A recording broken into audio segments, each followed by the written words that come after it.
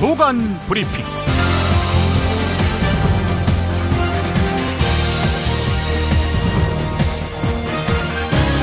2015년 8월 28일 금요일입니다. 볼 때마다 저도 청와대 근무를 오래 한 사람으로서 정말 이해하기 어려운 일인데요. 어떻게 저런 일이 있을 수 있느냐 납득을 못하는데 제가 가만히 생각을 해보니까 아마도 박 대통령이 이 문자와 말의 차이를 모르는 거 아니냐. 맞으면 서면으로 보고받는 거하고 대면 보고를 받는 거하고 어떤 차이가 생기는지를 몰라서 그러는 거 아닌가 싶어요. 윤여준 전 환경부 장관은 박근혜 대통령이 장관이나 참모 등을 직접 마주하는 대면 보고를 꺼리고 있는 것 아니냐라는 질문에 이렇게 말했습니다. 박근혜 대통령이 임기 반환점을 맞았지요. 이를 주제로 한 CBS 라디오 박재홍의 뉴스쇼 인터뷰에서 밝힌 말입니다. 이번 남북 합의가 집권 하반기를 맞은 박근혜 대통령에게 힘을 실어주는 것 아니냐 한 평가가 나옵니다마는 이 정부에서 가장 많이 쓰는 말인 혁신과 개혁을 리더십에서 실천하지 않으면 또 다른 정권적 위기를 만날 것이라는 지적도 했습니다. 그걸 현명하게 판단하려면 관련 부서의 책임자하고 교감을 해야 됩니다. 앉아서. 얼굴을 보고. 그렇죠. 교감을 해서 공감을 만들어내야만 되거든요. 그래야만 그런 딜레마적인 요소를 해치고 현명한 결정하는 것인데 서면 보고로는 그게 되지 않습니다. 이거는 대통령이 이거 안 고치면 저는 하반기 국정 운영에 굉장한 어려움을 처할 거라고 봅니다. 리더십 변화 여부는 지금 권력 주변에 대통령에게 쓴소리할 수 있는 사람이 있느냐부터 따져봐야 할 것입니다. 그런 사람이 과연 있을까요? 먼저 오늘 꼭 알아야 할 뉴스부터 짚어보겠습니다. 강남구 도곡동 타워팰리스. 그렇죠? 이런 조건에서 소수와 약자가 눈에 들어올까? 국회에서 이기택 대법관 후보의 인사청문회가 있었습니다. 호화생활과 재테크가 논란이 됐습니다. 이기택 후보자는 몹시 죄송하다라면서 몸을 낮췄는데요. 야당 공격에 여당은 방어하기에 급급했습니다. 全世界に向かって表明しよう。そして安倍さん、あなたはやめなさい。安倍さんがやろうとしていること、これは間違ってますと。 다음 달 총재 선거를 앞두고 일본 집권 자민당의 모든 파벌이 현 총재인 아베 신조 총리의 재선을 지지했습니다. 이에 따라서 아베 총리의 무투표 재선이 더욱 유력해졌습니다. 집권 여당의 수장이 총리를 맡게 되는 일본에서 3년 임기의 자민당 총재 재선은 총리직 연장을 의미합니다. He feels that he had been discriminated and had been a victim in the past couple of years. 기자 2명이 생방송 도중 총격을 받아 숨지는 사건이 발생하면서 미국 사회가 큰 충격에 빠졌습니다. 자고 나면 총기 사건 사고가 일어나는 곳이지만 이번에는 두려움과 공포가 미국 사회 전반을 뒤덮고 있습니다. 생방송 중에 벌어진 참극이었기 때문입니다. 총기 규제를 강화해야 한다는 목소리도 높아지고 있습니다.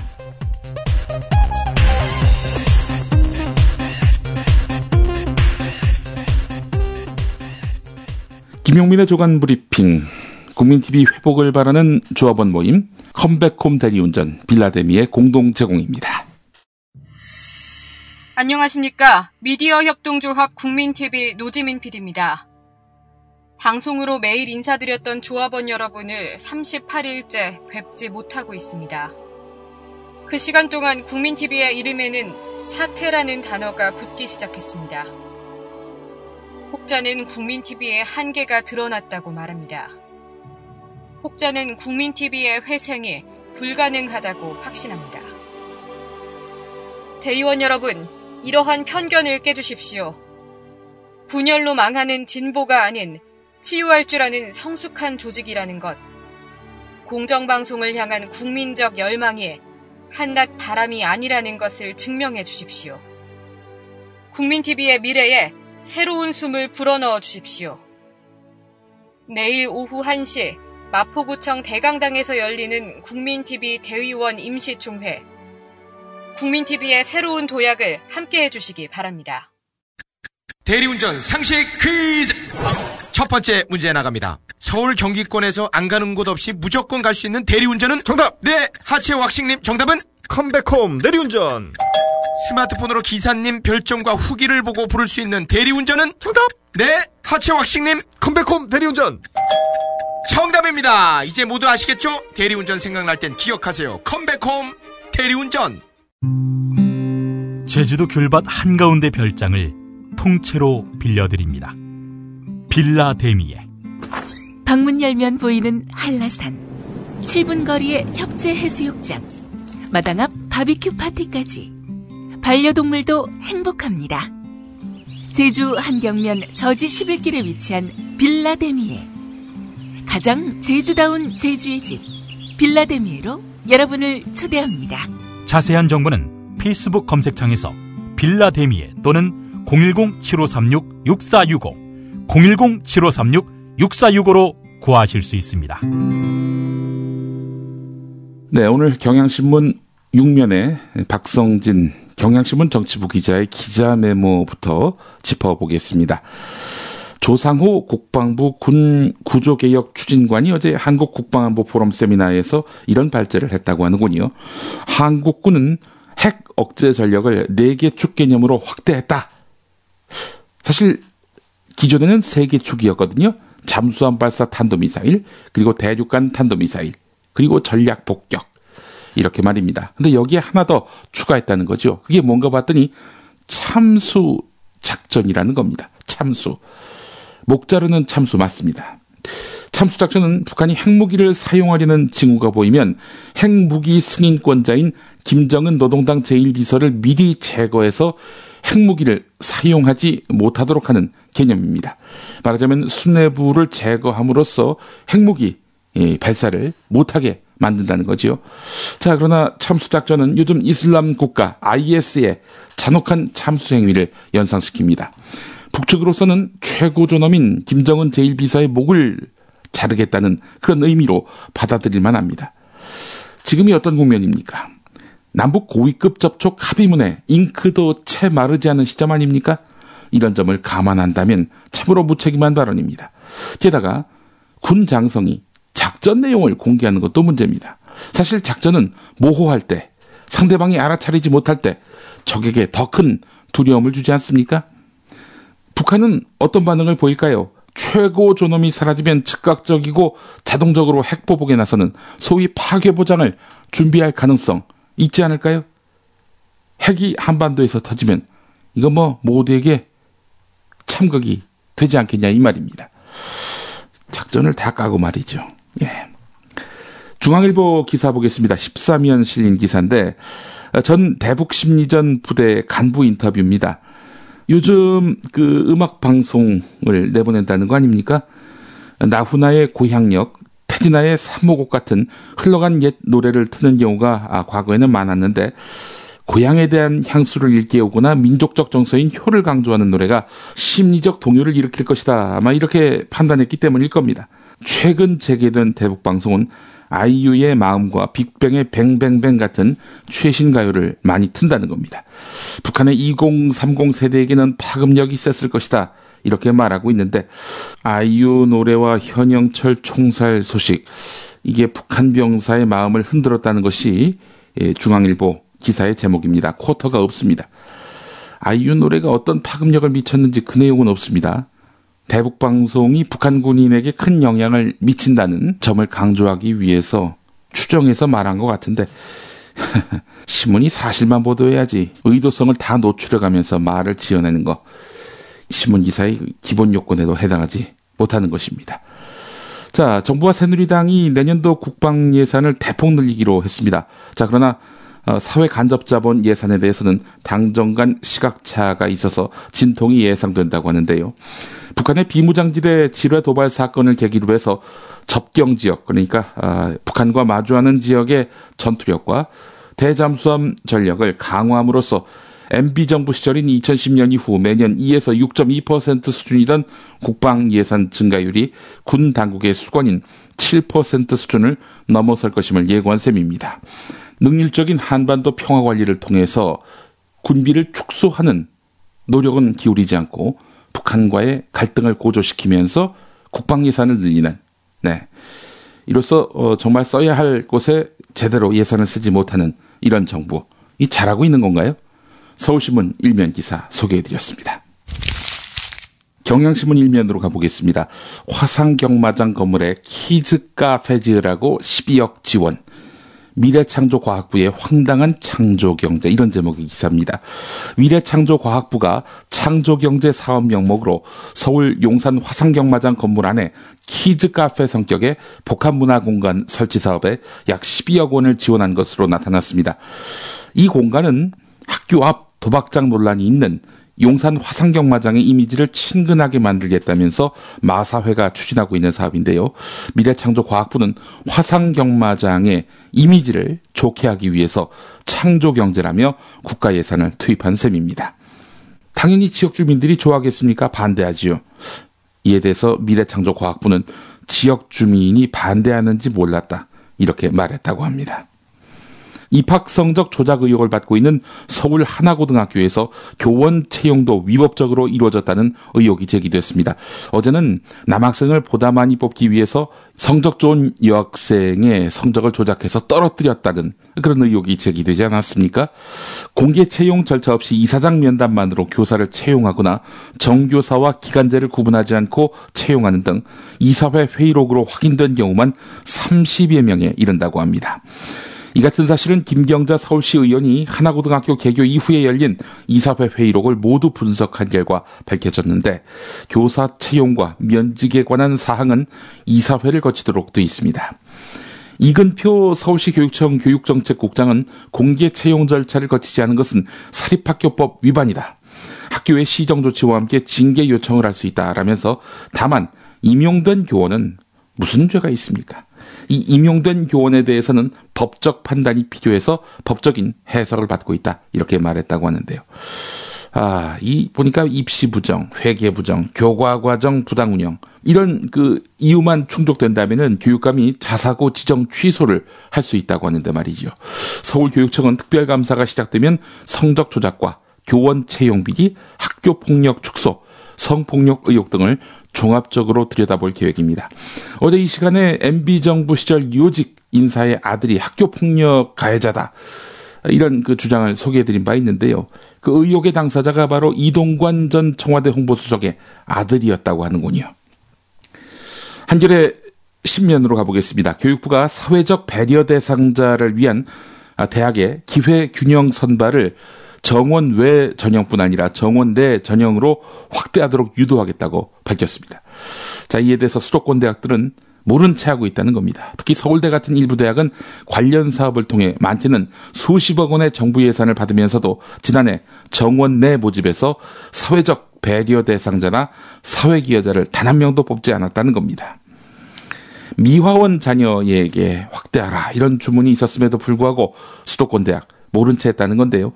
자, 선발 비율도 7.3%에서 고작 0.2% 늘어난 7.5%로 제자리 걸음이라고 하는데요.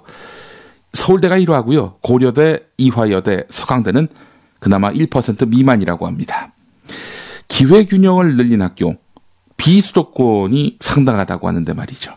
대학들이 재정 지원을 받고도 기회균형 선발에 소극적인 것을 보면서 이 제도를 재정 지원에 연기하는 방안을 재검토할 필요가 있다. 그러니까 말을 안 들으면은 지원을 끊는 그런 방식으로 대안을 마련해야 한다라는 지적을 유은혜 새정치민주연합 의원이 밝히고 있습니다.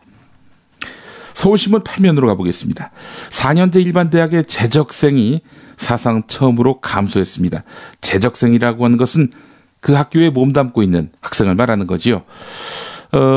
대학 입학 연령 인구가 빠르게 줄어들고 있기 때문이다, 이런 분석이 나오고 있는데요. 사실 김영삼 정부 시절에 엄청나게 많은 학교들이 이제 허가됐단 말이죠. 입학 정원이 이 때문에 폭발적으로 증가했는데 대학 진학률이 86%에 달하기도 했었습니다. 그런데 초중고등학교 학생들 5년 동안 100만 명이 줄었다고 합니다. 대학 졸업자가 대학 정원보다 적어지게 됐으니 정말 신입생이 없어서 문 닫는 학교 안 나오라는 법 없는 것입니다. 이것도 역시 교육관계 기사입니다마는 조선일보 13면으로 가보겠습니다. 국립대 총장 무더기 공석 사태가 벌어진 것은 청와대의 과도한 입김과 교육부의 무책임한 행정 때문으로 드러나고 있다. 이렇게 시작하는 기사입니다. 교육계 관계자의 말에 따르면은 후보 검증 때 이미 청와대로부터 가부 결정이 내려온다는 겁니다. 이 사람 되고 이 사람 안 된다. 이런 건데요. 청와대 입김으로 국립대 총장 임용이 계속 꼬인 측면이 많다. 이렇게 말했다는 겁니다. 경찰 등 정보기관을 통해서 총장 후보자 신원조사를 하는 초기 단계에서 이미 청와대를 통해서 가부가 결정돼 내려온다는 겁니다. 교육부 인사위원회로서는 이 같은 청와대 결정 어떻게 거역할 수 있겠습니까? 자, 이러다 보니까 교육부의 무책임한 태도가 총장 공석 혼란을 더욱 가중시켰다는 겁니다. 예컨대 각 대학에서 총장 후보 1, 2순위를 보고했단 말이죠. 1순위가 부적격으로 탈락하면은 2순위를 총장에 올리면 되는데 교육부는 1순위를 빼고 2순위를 올리면 학교 구성원들이 반발한다는 이유를 들어서 1, 2순위를 대부분 탈락시키고 재선정 작업도 제대로 추진하지 않고 있다는 겁니다. 상황이 이렇지만은 사태를 조기에 해결하려는 교육부의 의지는 보이지 않고 있습니다. 이런 게 바로 무책임 아니겠습니까? 뉴스의 재구성 듣고 오겠습니다.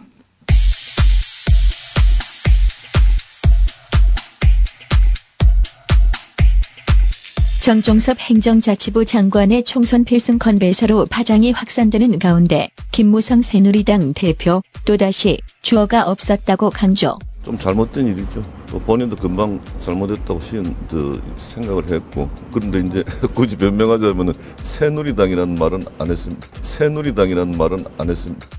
경제부총리 신분으로 총선에서 돕겠다고 발언한 최경환 장관. 그런데 야당 의원 비판에 대해 정치공세라며 도리어 자기가 정치공세. 그저께 선거법 위반에 해당하는 발언을 하셨고 야당이 그렇게 일방적인 정치 공세고요. 전혀 그렇지 않습니다. 어떻게 정치 공세입니까? 정치 공세죠. 그게 뭡니까? 그게 뭐다뇨? 정치 공세 아니면 뭡니까? 그게 뭐다뇨? 일국의 부총리가 말이요. 아니 네? 정치 공세가 아니면 뭡니까? 그게 왜 정치 공세예요? 그건 뭡니까?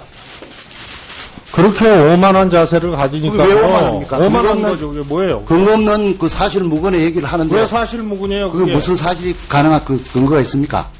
국민과 나라가 잘 되게 하겠다. 이렇게 얘기를 하셨어요. 네, 그런 취지로 얘기했습니다. 근데 왜 당의 총선 일정에 도움되도록 하겠다 라는 표현을 하셨냐 이거예요.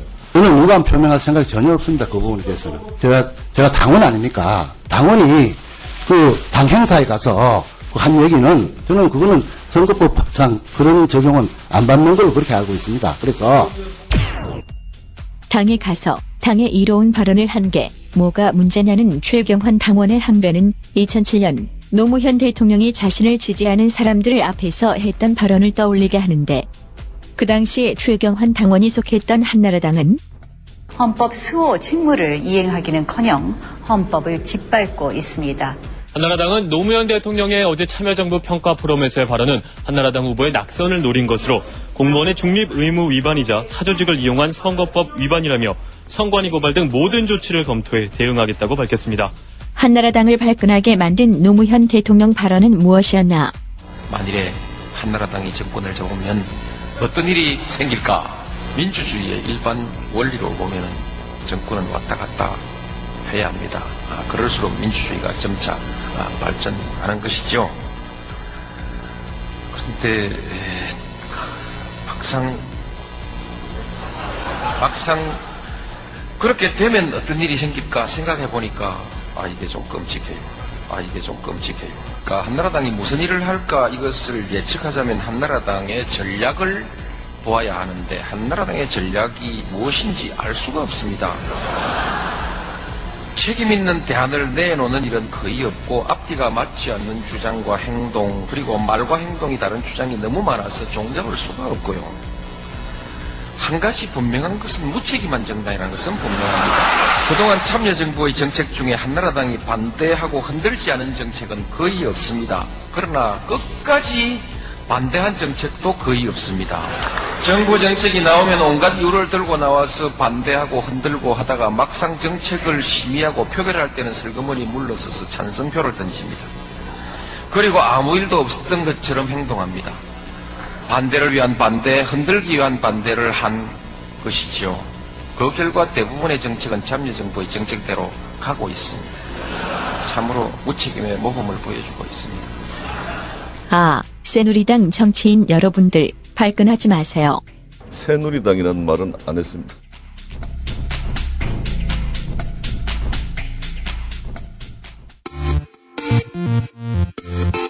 팟캐스트의 김엄마, 김용민이 만든 프로그램은 다릅니다.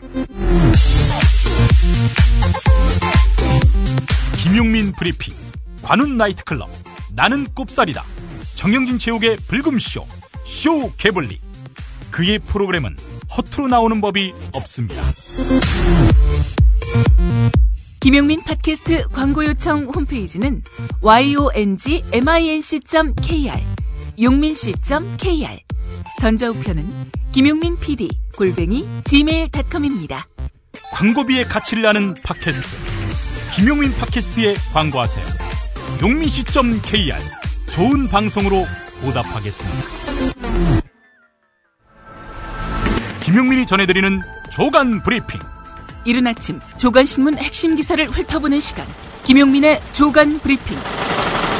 월요일부터 토요일까지 매일 오전 7시대에 업데이트됩니다. 뉴스뿐 아니라 그 안에 숨은 맥락도 짚어드립니다. 조선일보가 소개한 엊그제 당청 회동, 그 뒷이야기가 주목됩니다. 새누리당의 한 의원은 박근혜 대통령이 여당 의원 전원을 초청한 지난 26일의 청와대 오찬은 청와대가 당을 압도하는 청와대 우위의 당청 관계를 잘 보여줬다, 이렇게 평가를 했는데요. 자, 지난 25일에 이틀 일정으로 충남 천안에서 의원 연찬회가 있었죠. 저녁 먹는 자리에서 현기환 청와대 정무수석을 통해서 청와대 오찬 일정이 있다, 이 소식이 전해졌습니다. 의원들 사이에서는 청와대가 저녁에 초청장을 불쑥 보내고 내일 점심까지 오라고 하는 것은 좀 심하다, 내일 연찬회 일정도 3시간 이상 줄여야 하고 지역구 일정도 취소해야 하는 당황스러운 상황이라는 그런 말이 오갔습니다. 하지만 연찬회는 다음 날인 26일 오전 9시 반 서둘러 막을 내렸고 의원들은 서울로 가는 차에 올랐습니다. 청와대까지 2시간은 걸릴 텐데 11시 20분까지 집합 완료하라고 했다. 청와대가 여당 군기 잡는다는 느낌이 들었다, 이렇게 말했다고 하는데요. 자, 그래서 낮 12시에 시작한 청와대 오찬에는 새누리당 의원 159명 가운데서 138명이 참석했습니다.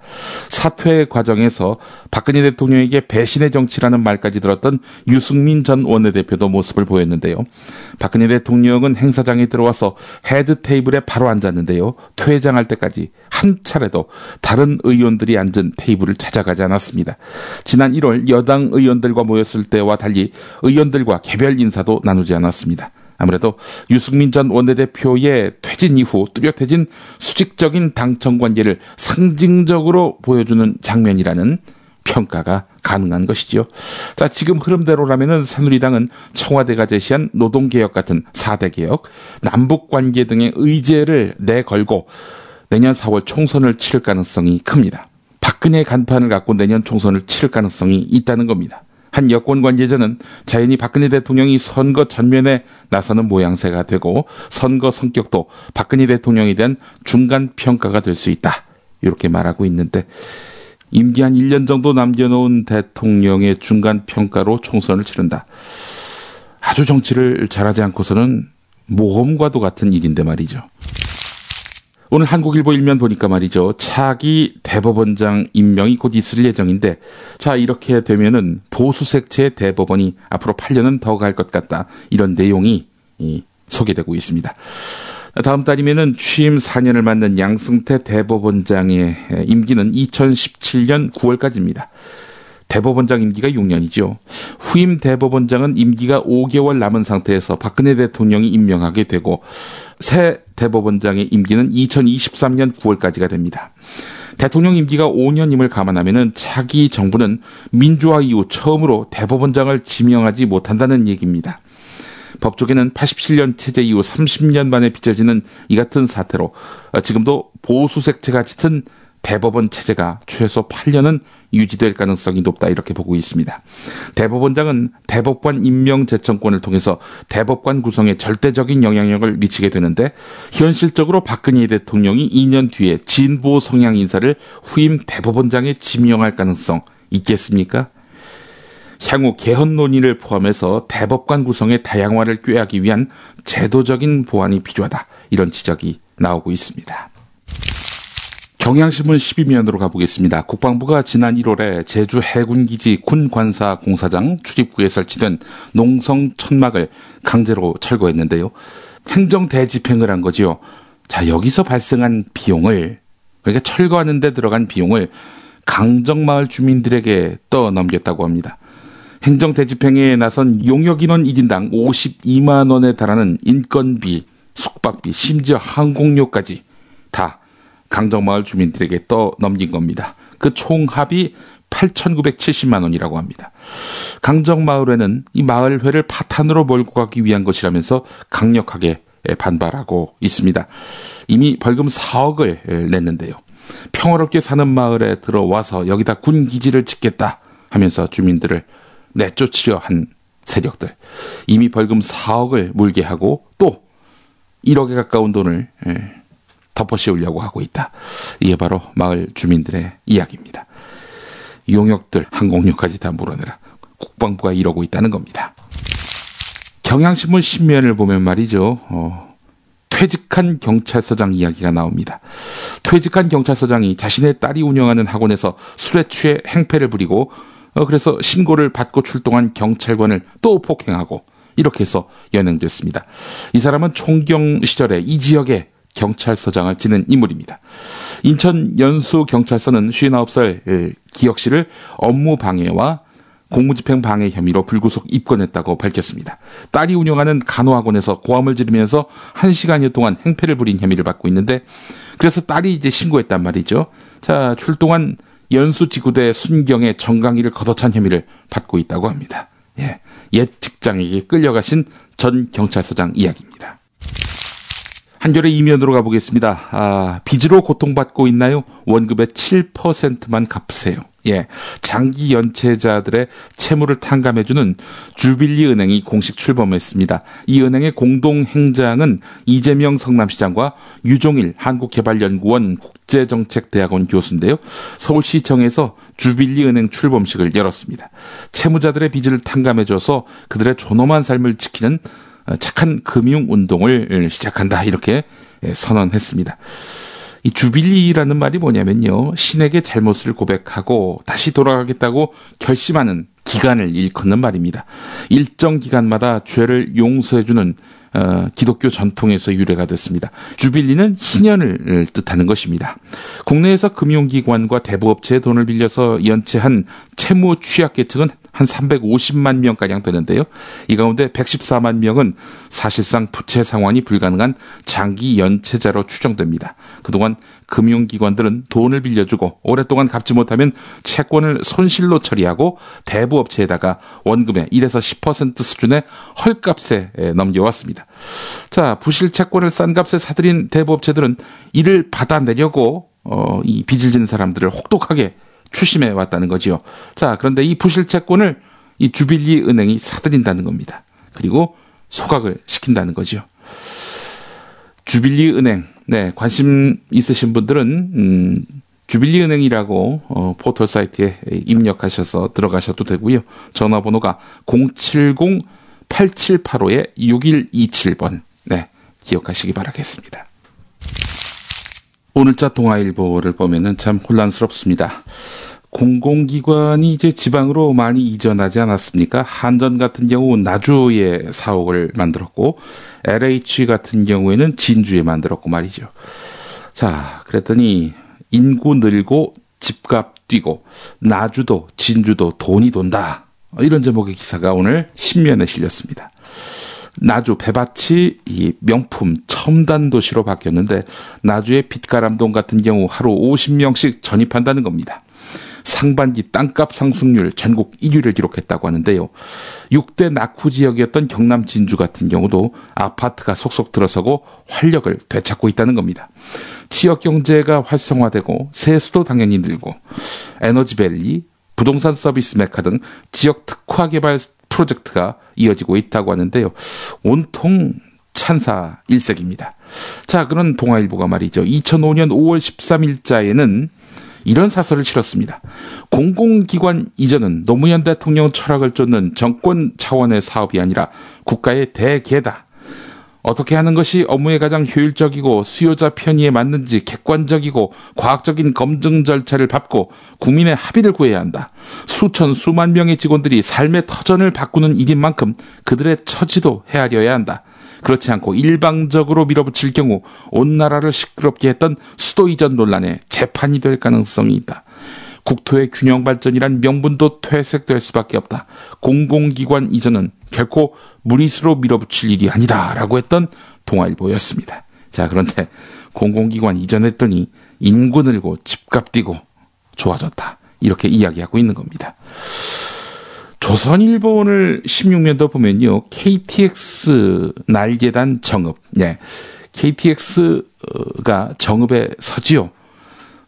그러다 보니까 정읍 한적한 시골이었는데 원자력 생명공학단지로 변신했다. 이런 얘기입니다. R&D 특구로 변신한 정읍을 다루고 있는데 휴양 연수 도시로도 발돋움했고 서남권 허브로 우뚝 섰다. 이렇게 평가하고 있습니다. 이건 역시 찬사의 일색입니다. 이런 기사들을 읽어보면 도대체 어째서 이런 기사가 생산되는지에 의문점을 갖지 않을 수가 없습니다. 이 기사가 나와서 이득을 볼 만한 곳으로부터 뭔가 금전적 지원을 받은 것은 아닌지 하는 그런 생각도 해보게 되는군요. 신문 기사가 명쾌하지가 않습니다. 뭐든지 명이 있으면 암도 있을 텐데 지금 명만 이렇게 비추는 조선동아일보의 보도. 예사롭지 않습니다. 자, 이런 가운데 동아일보는 말이죠. 나주로 이전한 한국전력공사. 이 본사 터를 이제 현대자동차그룹에다가 매각한 거 아니겠습니까? 자, 이 본사 매각 대금으로 한전이 배당잔치를 벌였다. 이런 얘기입니다. 지금 부채가 59조인데 이 59조 갚을 생각을 안 하고 배당잔치를 했다. 이런 얘기입니다. 내년 7천억 주주배당에 쓸 계획이다. 이렇게 밝혔다고 하는데요. 논란이 되고 있습니다. 한국일보 이면으로 가보겠습니다. 집값을 잡겠다던 MB의 작품, 바로 반값 아파트 아닙니까? 이른바 보금자리 아파트. 이게 어떻게 됐느냐? 결국 잭팟 아파트가 됐다는 겁니다. 이제 전매가 풀립니다. 강남 보금자리 주택, 그 가격이 애초에 분양가대로 팔릴까요? 그렇지 않죠. 분양가의 2배 이상까지 웃돈이 돌고 있다는 겁니다. 전매가 풀리기 전에 사전 계약도 횡행하고 있다고 하는데 사업 초기부터 이미 그 시세 차익 문제가 지적됐었는데요. 당초 취지와 달리 씁쓸해한 뒷맛을 남기고 있다는 겁니다. 최초 구입자만 반값 아파트고 그 다음부터는 그 주변 시세를 따라가는 이런 보금자리 아파트. 옛 보금자리 주택이라고 이야기해야 마땅할 것 같습니다.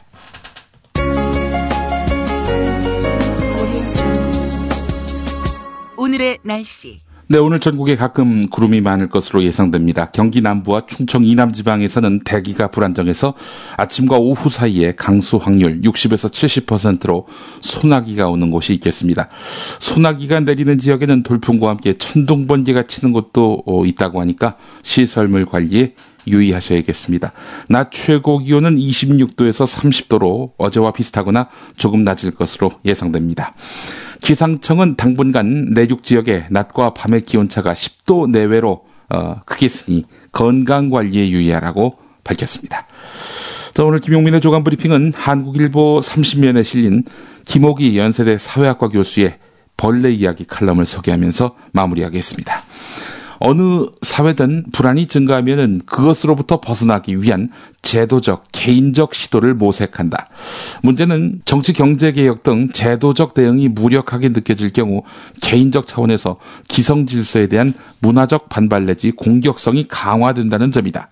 이런 공격성은 가벼운 야유에서 거친 비난에 이르기까지 다양한 형태로 표출되는데 나와 다른 이들에 대한 공격적 혐오는 그 가운데 하나다.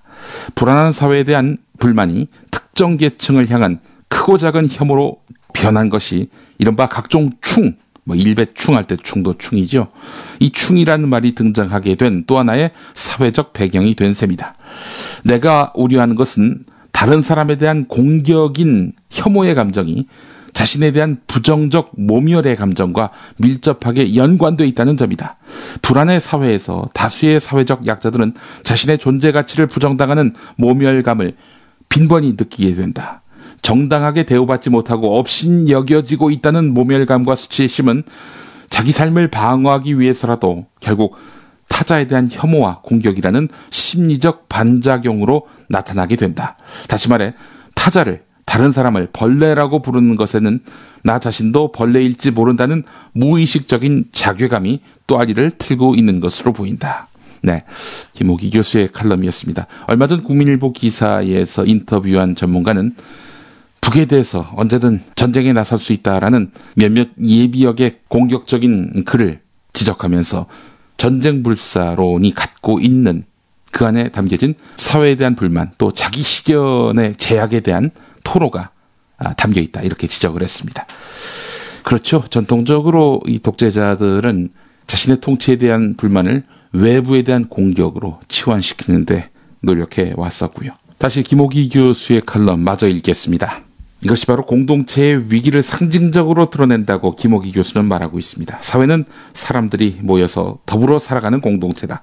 자신을 모멸하지 않고 타자를 혐오하지 않는 그런 공동체로 가기 위한 시민교육과 제도개혁의 중요성을 충의 범람은 역설적으로 계몽한다. 벌레 이야기가 던지는 메시지다. 이렇게 칼럼이 마무리됩니다. 저는 내일 다시 뵙겠습니다. 고맙습니다.